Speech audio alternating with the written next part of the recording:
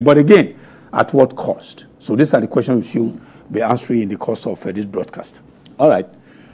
So let the debate continue. But Mr. President, that's the news, has ordered a low-key celebration when it is time, October 1st. Okay, then, to our next story.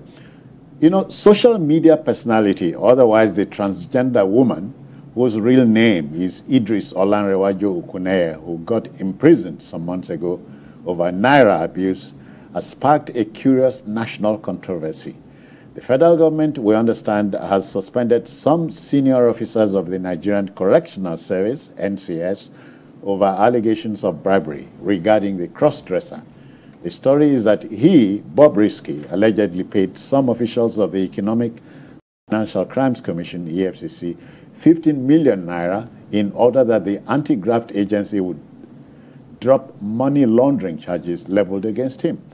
Bobrisky, however, denied the allegations, as the EFCC and the Correctional Service have ordered an investigation. We are on the cusp of something interesting. Charles. It's all the way I... But I think it's quite distasteful. If there's another adjective that is worse than that to use, we're having to discuss this on TV, that somebody was sent to jail to serve as a deterrent. The person was having a ball in an apartment. So does it mean that this thing has been existing and it's just a cue, just take a cue from it? Because if it never existed, I wonder how they would just come up with that thing that you could actually buy your freedom out of prison where you're supposed to undergo some corrections. That's it. Yeah. So when he came out of that prison, I remember I said, this guy was looking so robust, and there was no remorse. He didn't show any remorse, and he was still talking as if. So it means that there was nothing that actually changed. No lesson. No lesson learned. If you went in there, maybe you receive a little slap or something. You can't learn. She still had time to fix her nails. No lesson was very despicable. No, how can you have a lesson taught if you didn't go in there? It is dead. See, when you say correctional service, what it means is that you go in there. There are certain things. First, your freedom is seized. You are living within the confines of the institution. You get in there. You undergo regimented lifestyle, where you are told where to wake up, what to do, and all that. And when you unlearn when you do that, it will humble you. You were a very big fish in the society, but you went in there. You were now under the control of some people. That is supposed to serve as a deterrent. That's supposed to serve as a correction. But this guy came out. It was on top of the world. He was telling about how people donated money and all that, and he was looking for robust. There was no traces of even mosquito bite anywhere. Which, of course, you can say when you get to a place, according to them, you have all those things. So what does it tell you? It tells you that indeed we are living in a society that has become decadent. And another thing is, when you tell people, look at it, the people have been charged with the responsibility of enforcing some laws. How can you be negotiating with a felon? Bring 15 million naira, we will remove this thing. Although it's still under investigation. And the high about the correctional center, it's not only that I also read. Reconciled that with the fact that he is claimed to have denounced the story. No, well, thankfully, investigations are ongoing. There's another one that I don't know if there's also Kuje and also Abakaliki. The Abakaliki was that he has escorted somebody to a place he was not supposed to go to. You know, escorted a prisoner. Then the Kuje is that he accepted money on behalf of a prisoner. So there are so many things happening that this institution, Babajide, is not correcting anybody. No, it's not. It's always to be correcting. And the people, corruption is a real threat to nationhood, to not just the Nigerian nationhood, but to our well-being as Nigerians and to our democracy. Yeah, people who put the lives of the rest of us at risk just because they've been offered money.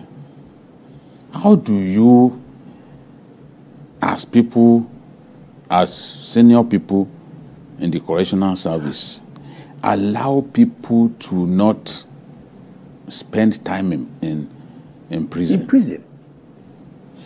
You design a template for them by which they can escape. Yeah. Staying in prison like the other people. Does it not tell you it perhaps have been a long time coming? No, that's why I said. Of course, there's no doubt that it didn't. They didn't just start it today now. Yes, the template have been there. The moment that she was, he was. Why do I keep calling this boy she? Okay, he. I'm really angry with myself. Is it because she has her fingers, her fingernails? And those things is wearing silicone. I understand silicone. What kind of human being is this boy? This boy will be speaking like the mannerisms of women. She has mastered everything. It's for trade. That's why he keeps wrong-footing me. Look at me calling Bob Reckless, addressing Bob Reckless as a woman. No, Bobrisky. That's his name. It's Bobrisky. No, I refuse to call him Bobrisky. Do your worst. You don't know best. Bob Reckless. So, if people would take money to not let people serve their terms in prison, we are in trouble. We are in trouble. This is what it means. And this boy had the temerity to even flaunt it. But there are lessons in all of this. She has... He. Say it 3 times. He. So you could get used to it. I'm going to really quarrel with this. Say it 3 times. Please, kill me. Always kill me. No. He. Okay, he. Yes, okay. He. At least he. Say it 3 times. You remember the judge asked him. Are you a he or she? Yeah, so why should it be Babajide using she? I say it 3 times. I get you to he. Come on. Take it from there, he. Look, I came out of prison. Look at the fingernails. So-called prison. Look at the nails. So at what point they were this long? Did do that? They were this long. You see, if he had been put where he was supposed to be put, will anybody have time to come and help him fix those? No, those nails. Those abhorrent nails. Will anybody? And is the prototype of a faworaja. What the Yorubas call faworaja. People punching above their weight categories. Okay. Yes. I don't have so much money, but I want people to see me like somebody who lives a life of luxury and pleasure. That is who he is. I'm not going to say she. That is who he is. Because going around begging people for money and all that, you would think that, oh, this person has it all. Has tons of cash. Yeah. That is how... Somebody who sent him 1 million, I almost said her, send him 1 million naira. It's like he has put a spell. I almost said her, but I almost said she too. Again, it's like this boy has put a spell. Very abhorrent. He has cast a spell on us. No, I will go for deliverance, honestly. No, I will go. I will take you before Pastor Damina. No, Bishop Damina. Yes. Bishop Damina will cleanse us of whatever this boy. Exorcism. Yes. I will go to you go to Fufeyi, Abi. Take me out of there, please. Me, I will go to Damina. Okay. You can go to Fufeyi. Okay. So see, Faworaja. That's who he is. Okay. Remember when he had one bad day like that? That was how he was. Yes, up and down. Yes. Punching above his weight category. Even our own Joshua, who didn't have to punch above his weight category, he was defeated. He was flattened by Dubois. He was flattened. Not to talk of somebody now who you are a bantam weight. You then decided that you are going to fight in the cruiserweight category. Yeah. That's suicide. So he's begging people for money. We see, there can be no doubt that despite his deniers, there is cast iron evidence that those things that they are talking about happened. In fact, partially false. Falano has confirmed that indeed there was conversation between them. But they say there's something wrong with it because you can ask for vacation of felony. Yes, I had. Yes. No, I'm not even going into that. I disagree with VDM that Falz compromised. Falz has told the story that he asked me for money. That's the same way you've been asking other people. So I'm not going to say Falz. You see, Nigerians, we jump to conclusion too much. I read what Folakemi said about the brother. We cannot continue to damage people based on little information. You've not spoken with them. You've not confirmed whether those things happen. You've not taken their own side. I still have tremendous respect for. It's one of my quarrels with all this social media. No, because you see, these people are not trained. They don't know anything about filtration. If you go into the newsroom as a trained journalist and bring a one-sided story, you will be scolded. You will go back. That's it. Your training will be questioned. The quantum of training that you got, all those years of training that you got, will be questioned. And nobody wants to do that. But the so-called bloggers and other people, they just say what. Yes, online, there's real-time news. There is a lesson here. See, the EFCC, I learned that, okay, day 2, they've decided to suspend some of the officers. To also investigate. You know, this EFCC chairman came out to tell us that there are crooked people in the EFCC. Yes, of course.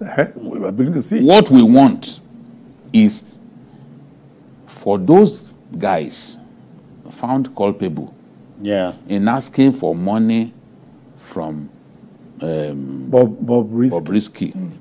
They should be brought to book. They should be sent out of the system and punished. Because they will infect other people if we don't get them out of the system. We know now that there are corrupt people, crooked people in the EFCC, and that's why you see all those cases deliberately sabotaged. Exactly. The EFCC chairman admitted it. That at the level of investigation, some of his people compromised. Very porous. We are seeing something that looks like that now. We don't know where this will end, but there is a need to beam searchlights on searchlights on the EFCC. Nigerians are interested in this Bobrisky thing. We will not leave the matter alone. The other day, the EFCC announced with fanfare that they are investigating former minister of the suspended minister of humanitarian. Better. They told us since January. Now this is since January. Tell me what has happened. Hold on a little bit, citizen. But we need to tell me, because people ask me these questions on my Somebody posted it this morning. That what has happened to Beta Edu, despite going against the law of the land, transferring public funds into private. What has the EFCC done? We need to. Some are even speculating that she will come back as a minister, and I shook my head. It's not like I shook my head. Any government that allows a minister that was not investigated, that smeared his name, with tons of corruption, charges, incidents of corruption. Any government that allows that kind of person to come back, Nigerians will not. I wanted to. I wanted to add something to it. Let's take a breather here. We'll go on a commercial break. We should be back shortly. Please stay with us. There's more in store. Thank you.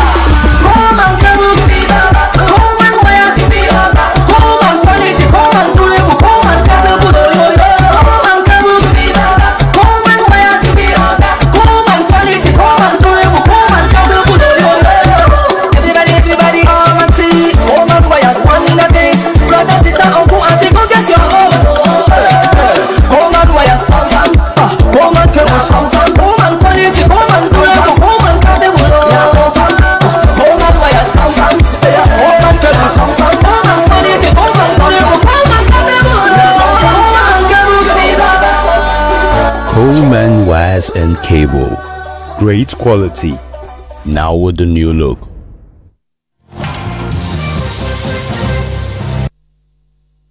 All right, folks, welcome back. We are done with the Bobrisky news, except that Charles, you were going to... Well, I was going to say that this very weighty allegation about the removal of the money laundry aspect, that's even weightier than spraying money. Yes. So they had to clear that name. And then Sheon Kuti also said something about this money laundry, that for the past 20 years, he's been doing roadshow, making money. He couldn't build a house. I think it was only last year. So where is Bobrisky getting money? And that is also not good for the for this generation. They might think it pays to do that. So EFCC should revisit this issue of the money laundering charge. And let's see exactly if that's the only way they can clear their name. That's the only way they can clear their name from it. They must bring it back. So we wait. The coming days are interesting. Okay then. Let's go to our next story. We talk politics now. You know, 4 days after the electoral umpire, that's the Independent National Electoral Commission, INEC, named the candidate of the All Progressives Congress, APC, Senator Monday Okpebholo, as winner of Edo State governorship election, a certificate of return was issued to the victor on Thursday, September 26th. Okpebholo, it would be recalled, polled 291,667 votes to beat the candidate of the People's Democratic Party, PDP, Asue Ighodalo, who cried foul about the election outcome. Ighodalo has expressed confidence of winning his case at the Edo State Election Petitions Tribunal victory. We are reminded,